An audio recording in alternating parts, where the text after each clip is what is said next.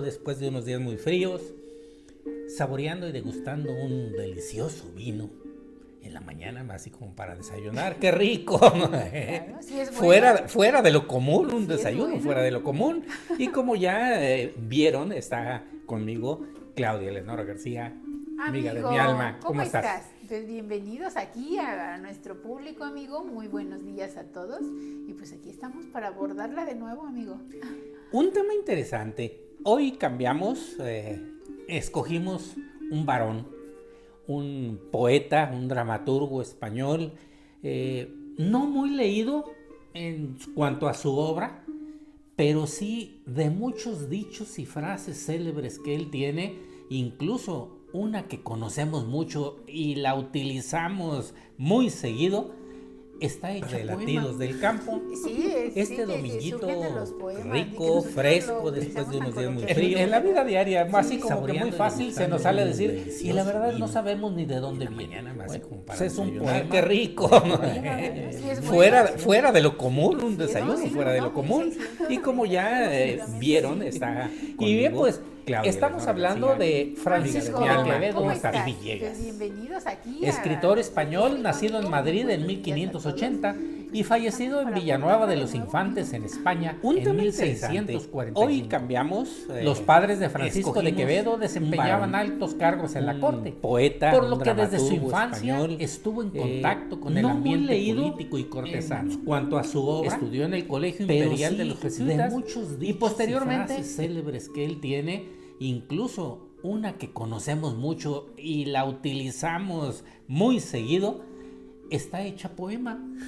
Sí, sí, que surgen de los poemas y que nosotros lo utilizamos tan coloquialmente. En la vida ¿verdad? diaria, así Sí. como que muy fácil se nos sale a decir, y la verdad no sabemos ni de dónde viene. Bueno, pues es un poema de por allá, de 1700.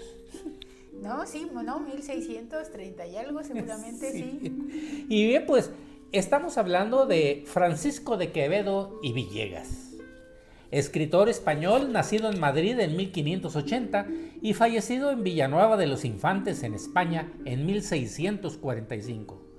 Los padres de Francisco de Quevedo desempeñaban altos cargos en la corte, por lo que desde su infancia estuvo en contacto con el ambiente político y cortesano. Estudió en el Colegio Imperial de los Jesuitas y posteriormente en las universidades de Alcalá de Henares y de Valladolid, donde adquirió su fama de gran poeta y se hizo famosa su rivalidad con Luis de Góngora y Argote. Siguiendo a la corte, en 1606 se instaló en Madrid, donde continuó los estudios de teología e inició su relación con el duque de Osuna, a quien Francisco de Quevedo dedicó sus traducciones de Anacreonte, poeta griego hasta entonces nunca traducido al español. En 1613, Quevedo acompañó al duque de Sicilia como secretario de Estado y participó como agente secreto en peligrosas intrigas diplomáticas entre las repúblicas italianas. De regreso a España, en 1616, recibió el hábito de caballero de la Orden de Santiago. Fue acusado falsamente de haber participado en la conjuración de Venecia. Cayó en desgracia como consecuencia de la caída del duque de Osuna en 1620, cuando fue detenido y condenado al destierro en Ciudad Real.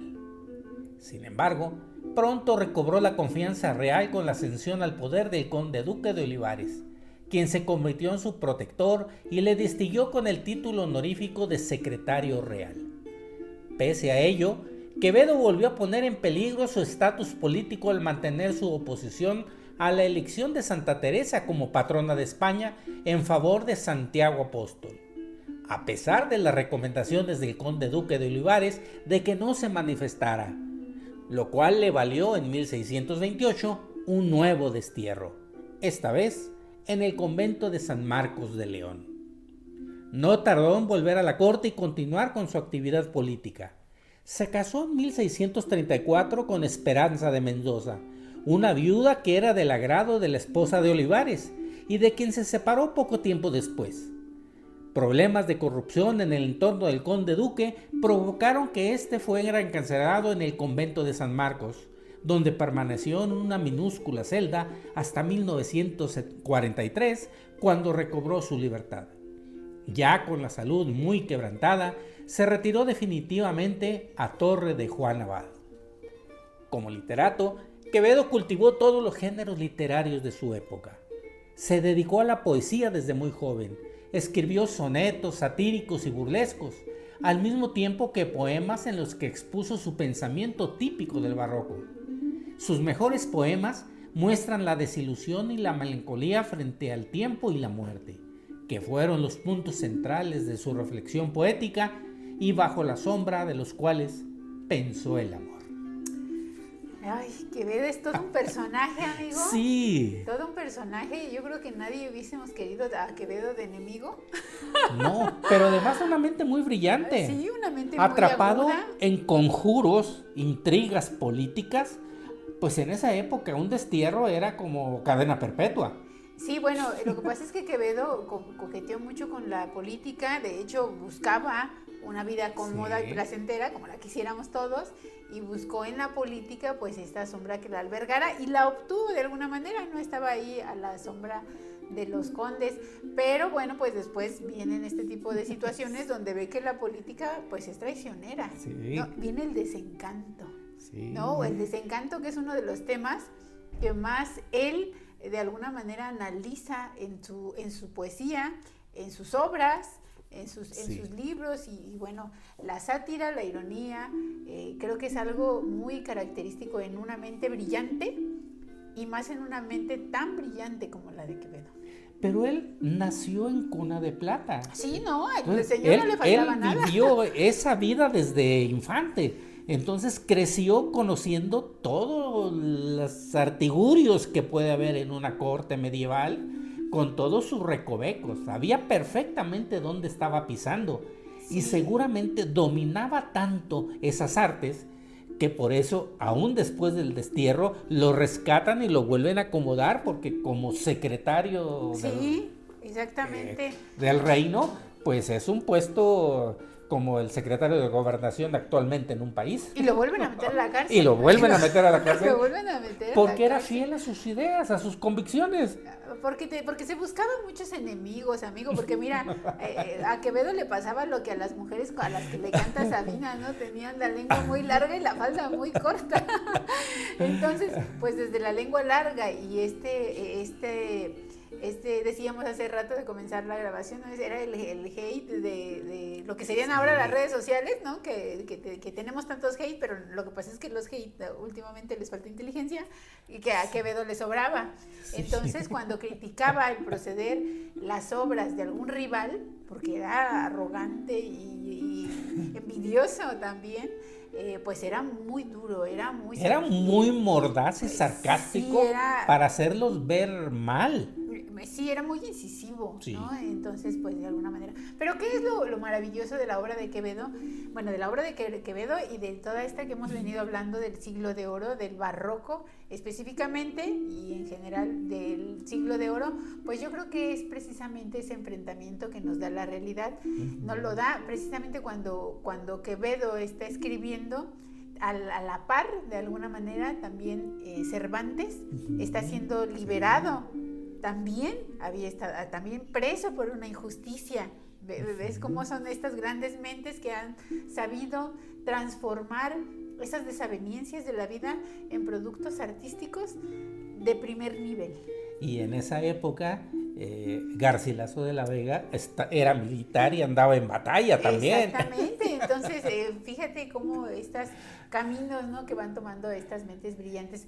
Pero definitivamente creo que lo más valioso del siglo de oro español, le digo en el sentido del contexto de que son estos nacidos en España, pero en sí del siglo de oro, tanto español como novohispano, es esa agudeza en el pensamiento, esa riqueza, esa ingeniería, como la llama el Quijote, ¿no? Cuando dice producto de la ingeniería, producto del ingenio y de la creatividad humana.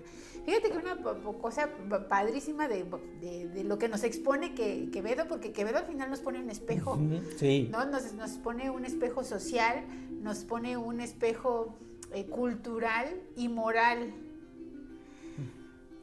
A mí me gusta mucho, cuando leo a un autor, enterarme qué leí yo. para poder comprender por qué piensa como piensa, ¿no? O sea, cuáles son las influencias que ha tenido. Y vamos a recordar que Quevedo, pues, lee a Séneca. Y de alguna manera, después de leer a Séneca, quiere retomar esta moralización, ¿no? Quiere componer al mundo. Sí, y quiere retomar el estoicismo. Sí. De hecho, yo digo que Quevedo es el primer neoestoicista, ¿no? Porque ya ves que ahora está de moda, ahora todos son estoicos, ¿no? Del amor hermoso, no recogen su plato en la mesa. Ah, ¿no? pero comparten... No le son fieles a su mujer, pero son estoicos todos ahora, resulta. Sí. Digo, yo no, ¿quién soy yo? Humilde pecadora para juzgar los pecados de los demás. Pero Quevedo, digo, para la lengua que tenía y para ser tan abusado y tan asusado en tantas cosas, mantenía la lengua un poquito larga. Entonces, él lee a Séneca y de alguna manera viene a traer a colación y quiere de alguna manera cristianizar, porque pues Quevedo era muy cristiano, ¿eh? O sea, bien criticón, bien pleitero, bien pero muy persinado. Pero muy cristiano, ¿no? Y bueno, quiere cristianizar el estoicismo y por ahí se va en una vertiente. Sin embargo, tenemos que reconocer que Quevedo nos abre los ojos en muchas cosas que no queremos ver y creo que es la parte valiosa que podemos, no solamente... en el barroco no solamente esta forma rebuscada o esta manera de buscar que todo sea hermoso, sea lírico, sea poético, que lo es y que toma el valor, pero recordemos por ejemplo que Machado, que también hemos hablado un poquito de él, Machado está en contra del barroco precisamente porque Machado, creo que yo, ¿quién soy yo? Pero ahí voy yo contra Machado, para decir, no acaba de entender que no solamente es que era lo que Machado estaba en contra, que era solamente lírica. Él pensaba que solamente era esta belleza de la lírica. No, es que es una manera didáctica, absolutamente didáctica, de enfrentarnos a la vida. Lo que hace Quevedo, lo que hace Lope de Vega, lo que hace Cervantes, lo que hace en general el Siglo de Oro, pero Quevedo, como es el hate, es el hate de las que entonces no estaban creadas redes sociales, sino de la literatura y de los intelectuales, porque no era el hate de cualquiera. No, o sea, uno puede ser el hate de cualquier bobo en redes sociales y nada más en el anonimato podemos decir pues muchas bobadas y de alguna manera esconder la mano, ¿no? Pero no, él tenía un nivel preciso para elegir a sus adversarios. Y recuerden que es muy importante saber escoger nuestros enemigos, porque terminamos pareciéndonos a ellos, ¿no? Sí, pero fíjate, una cualidad que tenía Quevedo. Para poder criticar, tienes que ser muy observador. Y más en esa época barroca, que era de mucho detallismo y así, minucioso. Te las tenías que saber. Antes de abrir la boca y criticar, y más como él, siendo ya una voz popular, una voz escuchada y leída, pues hacer un poema para criticar a su principal rival, que él consideraba su principal rival en la escritura, que era Góngora, pues que hasta le dedicó un poema y para que nuestros radioescuchas y videoescuchas lo vean, lo entiendan de lo que estamos hablando.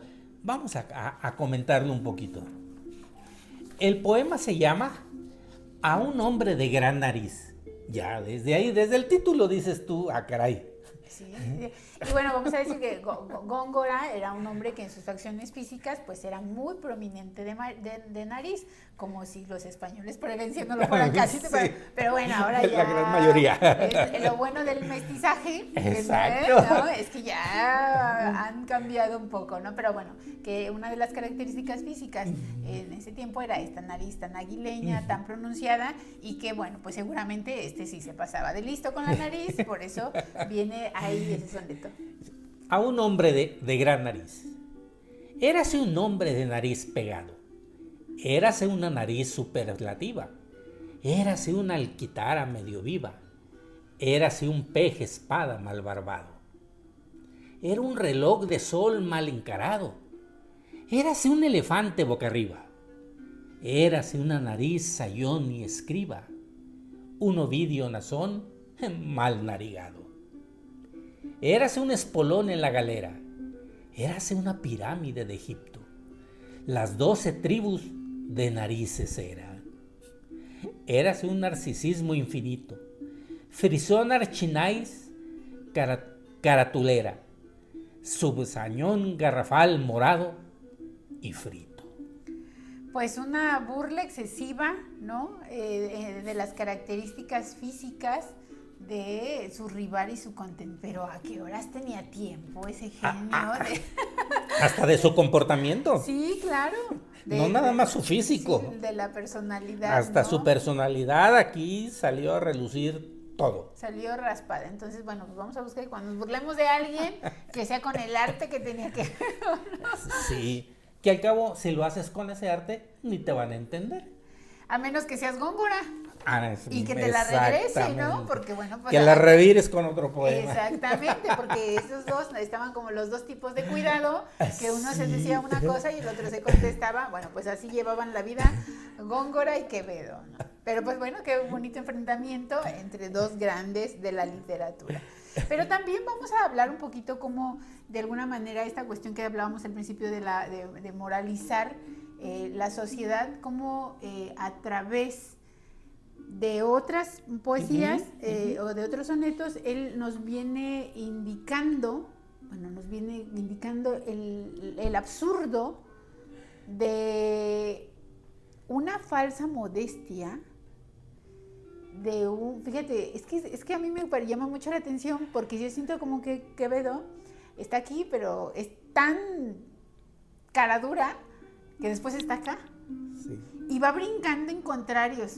Es bien chapulinero Quevedo. Sí, es bien chapulinero, sí, porque primero quiere cristianizar el estoicismo y después habla sobre que lo importante es cierto interés.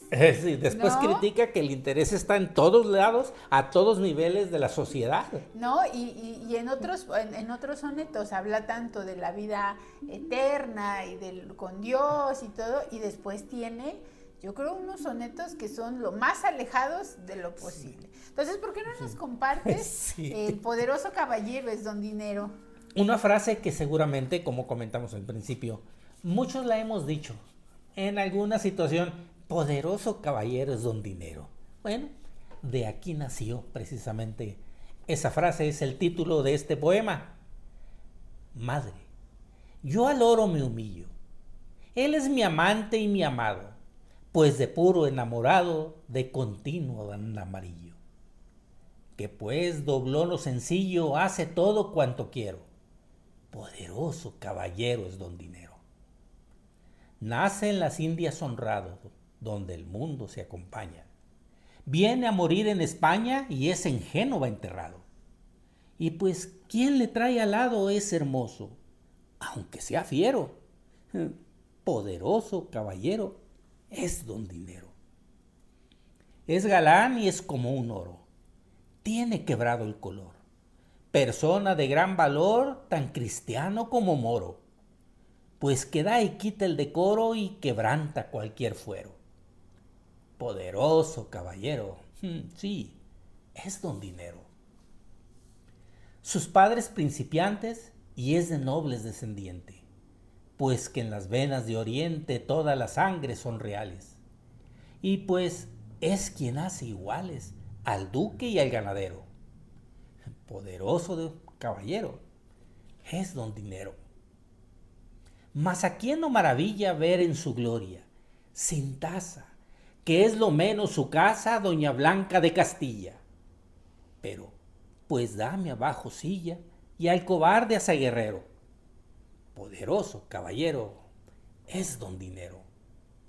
Sus escudos de armas nobles son siempre tan principales, que sus escudos, sin sus escudos reales, no hay escudos de armas nobles.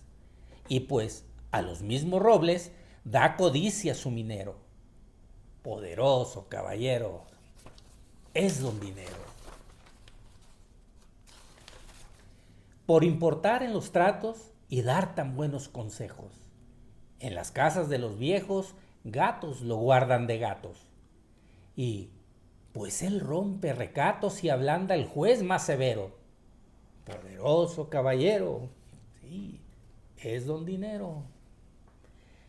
Y es tanta su majestad, aunque son sus dueños hartos, que con haberle hecho cuartos no pierde su autoridad, porque pues da calidad al noble y al pordiosero.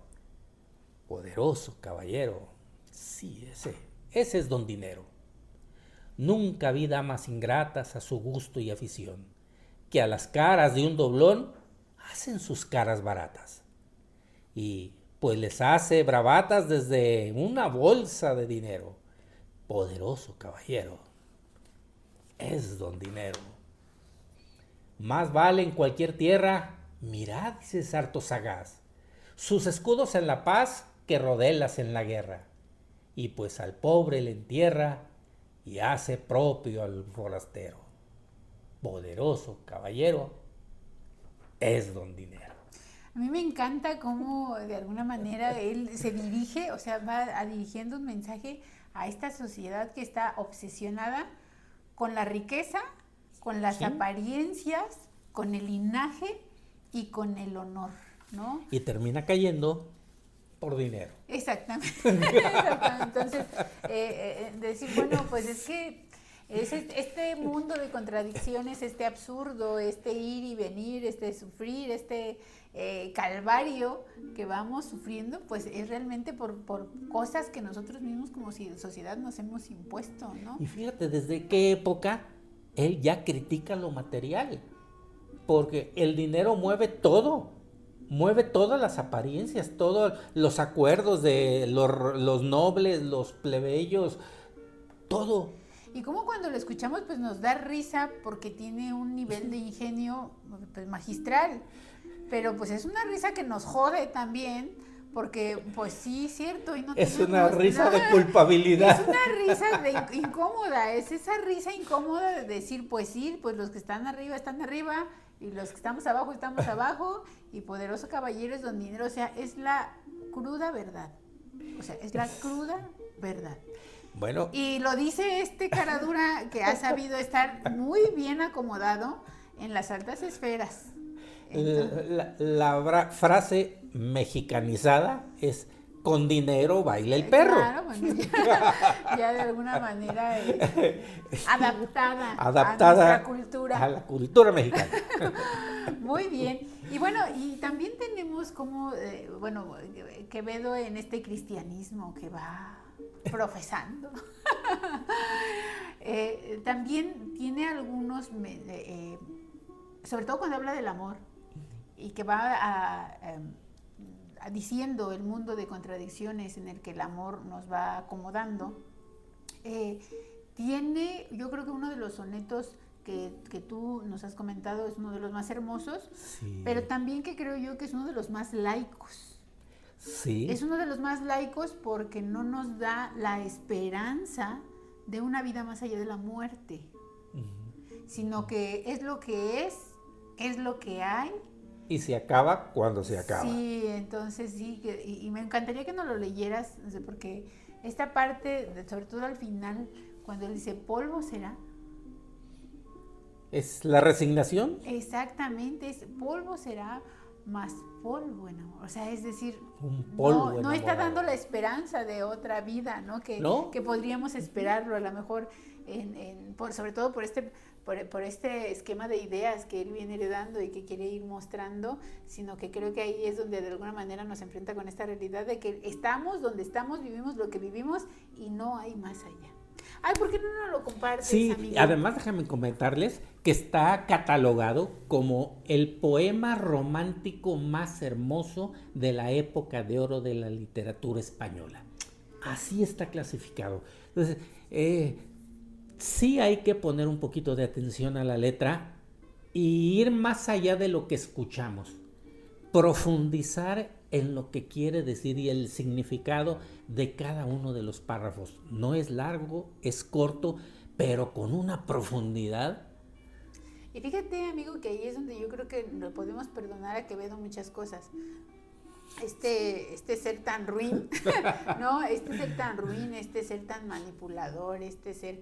A ver, no estamos idealizando a un Quevedo como persona, pero la verdad es que como artista de la palabra, como escritor, híjole, no sé si nuestros ojos volverán a ver escritores de este tamaño, ¿eh? con esa y en habilidad. diferentes culturas, ¿no? Ah, O sea, sí. no estamos hablando solamente de los hispanos o de los que de nuestra lengua, ¿no? Que nosotros hemos heredado. Porque yo creo que una cosa que tenemos que valorar, amigo, o sea, es claro que tenemos que valorar todas nuestra nación es riquísima por la diversidad de lenguajes. Y sabemos, y hemos hablado de ello, que tiene unas notas espirituales, sobre todo en las lenguas indígenas, que van conectadas directamente a lo espiritual, Sí. ¿no? Como el náhuatl, por ejemplo, Sí. ¿no? Ya lo hemos tocado y que creo que no sé, porque no conozco todos los otros idiomas, pero que creo que pocas culturas tendrán esa relación tan directa con lo espiritual. Pero a mí me encanta el español, amigo. A mí me encanta el español porque de ahí hemos heredado los gitanos, porque de ahí hemos heredado lo caraduras y lo humano.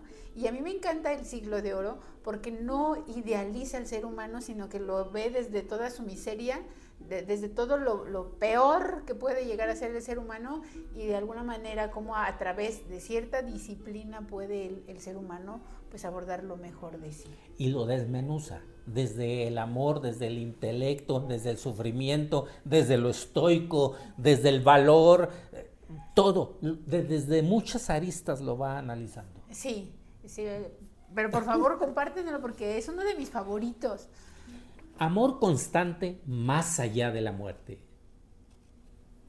Cerrar podrá mis ojos la postrera sombra que me llevará el blanco día, y podrá desatar esta alma mía ora su afán ansioso lisonjera. Mas no de esa otra parte de en la ribera dejará la memoria, en donde ardía, nadar sobre mi llama el agua fría y perder el respeto a ley severa.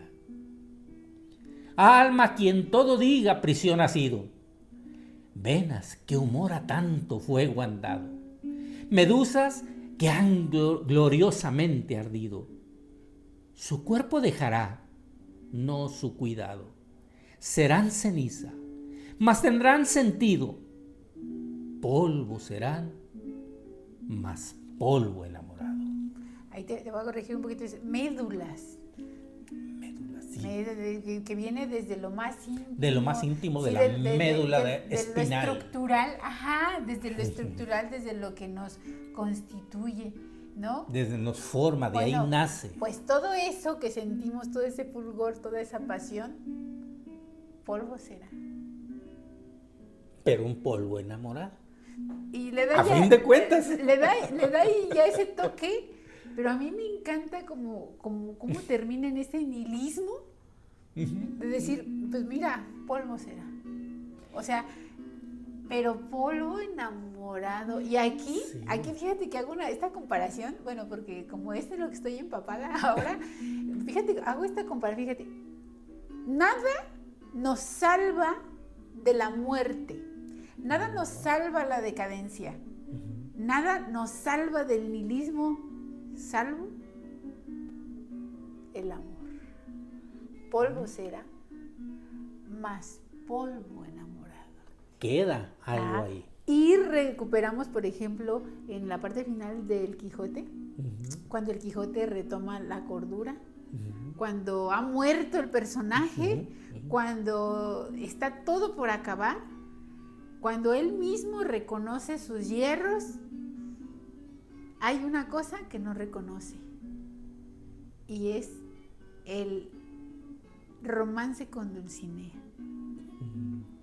Ese no lo niega, hasta en el último momento él sigue sosteniendo que Dulcinea es verdad, y sabemos que no, pero él no lo niega. Entonces, porque es un idealismo, es un sueño Dulcinea, pero aún consciente ya Quijano de que es un sueño, no la quiere alejar. No renuncia. Claro. No renuncia al ideal del amor. Porque a fin de cuentas eso fue lo que perdón que te interrumpa, Sí, ¿no? lo hizo vivir aunque fuera en ese sueño, algo tan fabuloso como es el estar enamorado y el guerrear, pelear, buscar un ideal, vencer obstáculos con tal de llegar a ver a su amada. Y ahora lo vemos en Quevedo. Polvo será, Más polvo enamorado. Y vuelve a sacar ¿Sí? su raíz religiosa, que los sacerdotes te dicen, en polvo eres y en polvo te convertirás. Al final es a donde vamos, no tenemos otra opción. Es decir, todos moriremos y cuando lo hagamos no haremos nada extraordinario, porque es lo que haremos todos, antes o después. Pero cuando seamos polvo y nada, ¿no? Cuando seamos ese polvo y esa nada, no es lo mismo que si no hubiésemos amado. Entonces, fíjate cómo es hermoso ver cómo, de alguna manera, el amor es parte constitutiva del ser humano. Pero no además es lo mismo que ames a que no ames. Ah, no. Y todos esos ideales y todas esas veces que te has enamorado y todas esas veces que has fallado y esas veces que te has equivocado, tienen un valor que ahora te constituye. Y no es cierto que no hayan sido verdad, por muy ilusorio que fuera. Es que eso es lo padrísimo, ¿sabes? Pero además, fíjate algo interesante. Él tenía un concepto del amor, del enamoramiento, muy espiritual por su vida y acercamiento religioso, porque además en la Edad Media la religión estaba muy, muy metida con los nobles y las cortes. Él, en toda su bibliografía, sus biografías, no se habla de sus amores, porque nada más se casó una vez y muy poco tiempo. Oh, pero ha de haber sido. Ah, bueno, de que le daba vuelo a la hilacha, seguramente. Pero te lo dice con este poema. Para él el amor es una espiritualidad, un don más allá de lo que tú y yo, nuestras generaciones, tenemos idealizado el amor y no el enamoramiento, que es diferente. Nosotros vemos a alguien atractivo y, como dice el dicho, de la vista nace el amor. Me gusta, ya me enamoré, pero no estás enamorado. Tienes un gusto, tienes una atracción física, pero si ni siquiera la conoces, ¿cómo puedes estar enamorado solamente de una imagen física, de un cuerpo físico? Bueno, pero vamos a ver, el Quijote no había tenido acercamiento. Ni siquiera había visto a Dulcinea. Pero era el concepto del amor lo que lo tuvo, claro, y lo sostuvo. Y lo mantuvo y lo empujó. Claro, era el concepto del amor. Entonces sí, yo creo que aquí más bien es hacia allá, hacia ese concepto, ¿no? Sí. Independientemente, por eso creo que independientemente que sea un ideal, ¿no? Independientemente que lo hayas tomado como una equivocación, al final creo que es de lo único en la vida no podemos renegar. No. De esos enamoramientos, de esa fuerza que nos ha impulsado para siempre salir adelante. Entonces, o sea, sí te entiendo que una cosa sea el amor, ¿no? El amor, ya sabes, que todo lo vence, que todo lo puede, que charará. Y otra cosa sea este impulso de volverte loco, de ser un mar de pasiones, como en el soneto 126 de Lope de Vega, ¿no? Estar furioso, áspero, tierno, liberal, esquivo, ¿no? Alentado, todas mortal, las emociones. Difunto, vivo, leal, traidor, valiente y animoso, no hallar fuera del bien centro y reposo, mostrarse alegre, triste, humilde, altivo. Imagínate todo ese catálogo, te avientas el catálogo de las emociones, pero no podemos decir que no sean verdad. No, pues sí, todas te han subido, todas han sido verdad.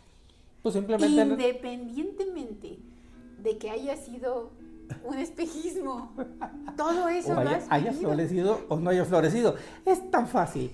Lope de Vega, no es cierto, ¿Quevedo? No, el que acabas de decir, se me fue el nombre. El de que recité es Lope de Vega. Lope de Vega, sí. Esas palabras que dijo son las emociones que todos hemos tenido en un enamoramiento, claro, en una relación. Empezamos de noviecitos y como dicen, peleitas, esto, lo otro, pero las emociones están así, sube y baja. Entonces él describió perfectamente una relación humana. Como el me quiere, no me quiere de la Margarita. Sí, de la Margarita. ¿No? Es decir, huir el rostro al claro desengaño. O sea, tienes dudas de si te quiere, pues no te quiere. O sea, si tienes dudas, no te quiere. Huir el rostro. O sea, ¿qué estás viendo? Estás viendo que actúa así, así, así, así. Pero tú quieres justificar por tu necesidad vale, pues dale. El ¿no? que por O sea, sus gustos, güey. Exactamente, entonces huir el rostro al claro desengaño. Y ya que lo mexicanizaste, amigo, el que por sus gustos, güey, hasta la coyunta, ¿no? Mi mamá me decía eso muy seguido.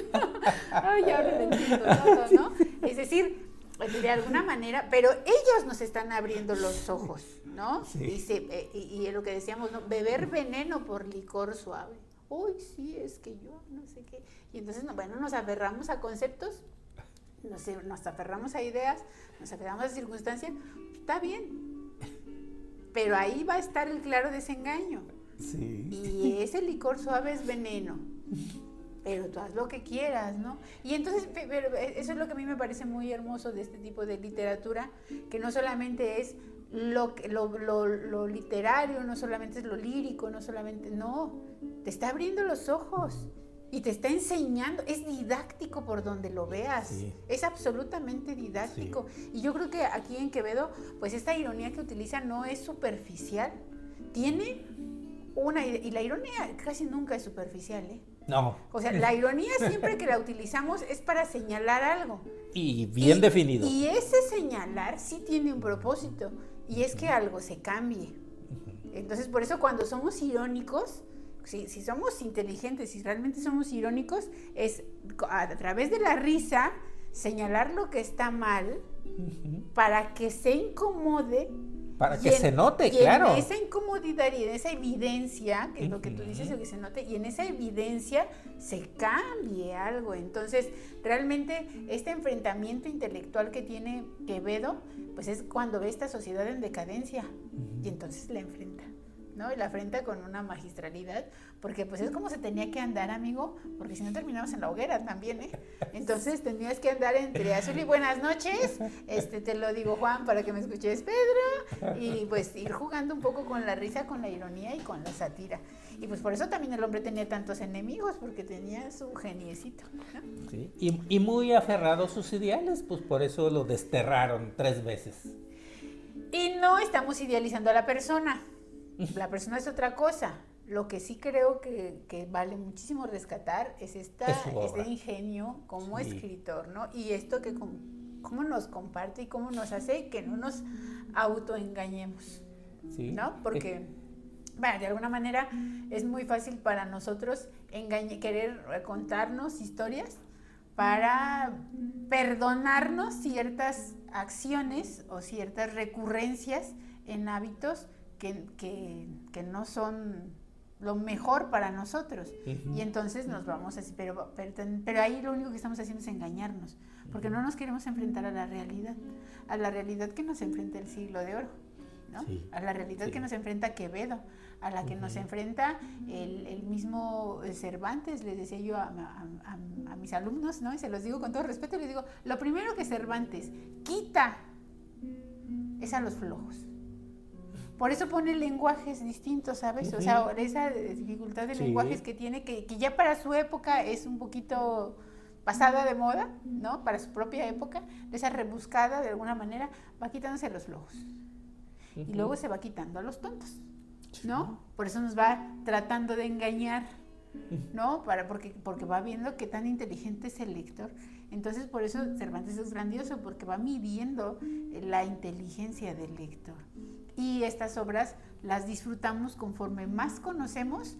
No solamente hablamos de literatura, sino de experiencia. De la vida humana. Claro, entonces, claro, lo que tú decías de Lope de Vega. Ay, es que todos los hemos vivido, pero lo has vivido, amigo, porque has sido muy enamorado, seguramente. O sea, has de tener tus historias que te recuerdan cada una de esas emociones. Sí. Y ya te pusiste rojo, amigo, no era la intención, amigo. No, yo lo decía por decir, y ya en nuestra edad, donde no tengamos historias que contar, amigo. Pues, qué aburrida vida. No. Y vamos por más, o sea, agárrense, porque no hemos acabado. Esto no se acaba hasta que se acaba. Entonces, pero si no hemos tenido esas experiencias, pues no podemos comprender las obras. No las podemos disfrutar, decir, ay, eso me lo hubieran dicho como yo a mis alumnos, a los 12, a los 13. Ya ahorita ya a los 40 y tantos, ya para qué. Pues esto es lo que traemos sobre Pero Quevedo. Nunca es tarde para aprender, de verdad. Lean la poesía. Quevedo, Cervantes, Lope de Vega, Sor Juana, Calderón de la Barca. Que Calderón sí era más, o sea, y ver mucho, bueno, a mí me encanta, y esto de ver cómo pensaba el escritor, para poder entender qué había en su cabeza y desde qué ópticas me está dando lo que me está dando, ¿no? Para interpretarlo un poco mejor. Y bueno, a lo mejor es contrario a mi forma de pensamiento, pero cuando ya veo cómo él pensaba, pues puedo yo entender que él estuviera escribiendo eso. Incluso ver un poco su biografía. Sí, es muy vivencias. Importante que leamos un poco de su vida, porque es la manera de interiorizarnos en el medio ambiente en que se desenvolvía, para tratar de entender precisamente esto. Y para que no nos engañen. Claro, porque no es lo mismo un Lope de Vega, que era religioso y militar, y que se la pasaba en los campos de batalla, y en sus tiempos extras, por ahí, tiempos libres, hacía poesía. A este que estaba en la corte sentado. Claro, que nunca fue una batalla, siempre estuvo de niño bonito. No, y que luego se atrevía de alguna manera pues a idealizar, ¿no? A lo mejor vamos a poner un ejemplo, ¿no? La vida de los mineros.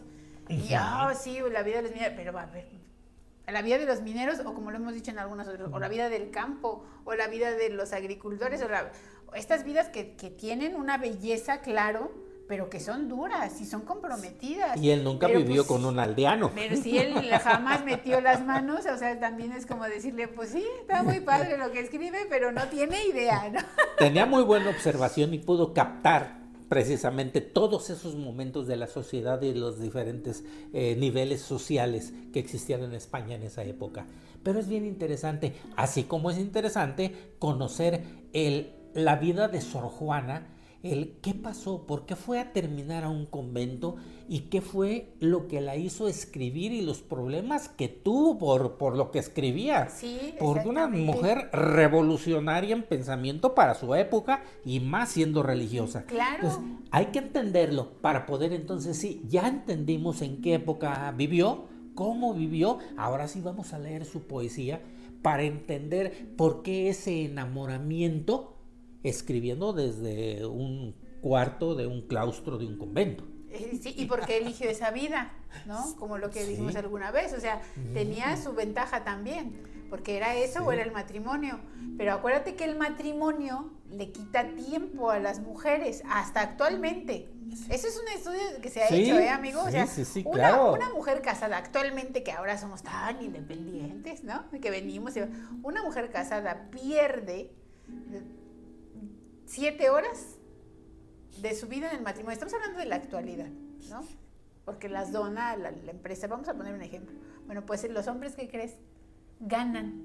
Claro. O sea, el tiempo libre que la mujer pierde, lo gana el hombre. Que lo gana el hombre. Y estamos hablando de ahora, que de alguna manera hay que reconocer que los hombres ha habido un poco más de equidad. Que están, claro, en el cuidado de los hijos. Yo estoy orgullosísima de mis amigos, porque por ejemplo yo conozco la vida de mis amigos, su vida familiar, y me hace creer en el amor.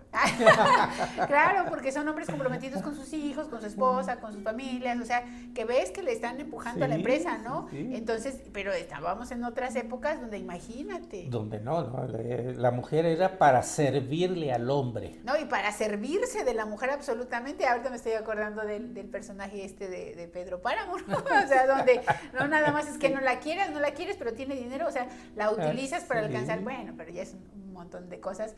Entonces, claro que es muy diferente el contexto de los que estamos hablando. Entonces, ver cuál es el contexto, ver cuál es la condición, cuál es la creencia, y bueno. Y amigo, ojalá que después en otro programa podamos hablar de lo que queríamos hablar el día de hoy, que ya no hablamos, que es esta de historia de la vida del Buscón, que es una de las obras de Quevedo. A mí me gusta mucho y se lo quiero recomendar también a mis alumnos, porque aquí va hablando sobre la picaresca, o sea, si está utilizando, pues no la picaresca, porque no me atrevería a decir la picaresca, pero sí la ironía, sí esta sátira y sí estas bola de contradicciones que van haciendo que los personajes vayan interactuando. Y a mí lo que me gusta también mucho del Siglo de Oro, amigo, que no se había dado, por ejemplo, anteriormente, es el protagonismo que llegan a tener las clases sociales marginadas. Como protagonistas, ¿no? Porque antes acuérdate que los pobres eran los malos, ¿no? Entonces, y aquí creo que a partir del siglo de oro se le da lo reivindican. Sí, un protagonismo a la clase social baja. Y se habla, por el caso, por ejemplo, de Sancho Panza, ¿no? Que terminamos viendo que es un hombre íntegro, que es un hombre leal, que es un hombre empático, porque al final muestra toda esa empatía que llega a tener pues un hombre tan sencillo como lo es Sancho Panza. Ay, pues muchas gracias, amiga. Gracias. Es que nos enrollamos. Muchas gracias, de verdad. Por ahí iremos preparando otras capsulitas culturales con Claudia. Gracias. Ay, muchas gracias a ti, que me tiene paciencia. Y pues bueno, los invitamos a que se suscriban al canal de YouTube Latidos del Campo desde Querétaro, también nuestra página de Facebook Latidos del Campo, y hay un canal de WhatsApp ahora con esa modernidad electrónica, se llama Latidos del Campo. Búsquenlo ahí cuando abren su WhatsApp, abajo vienen páginas, grupos, no es grupos, es canal. Un cuadrito con una ruedita es canal, y ahí buscar, pongan Latidos del Campo, y ahí van a pasar todos los programas y todas las cápsulas que vamos subiendo. Ahí las pueden ver y revisar todas. Saludos, gracias. Gracias. Amigo.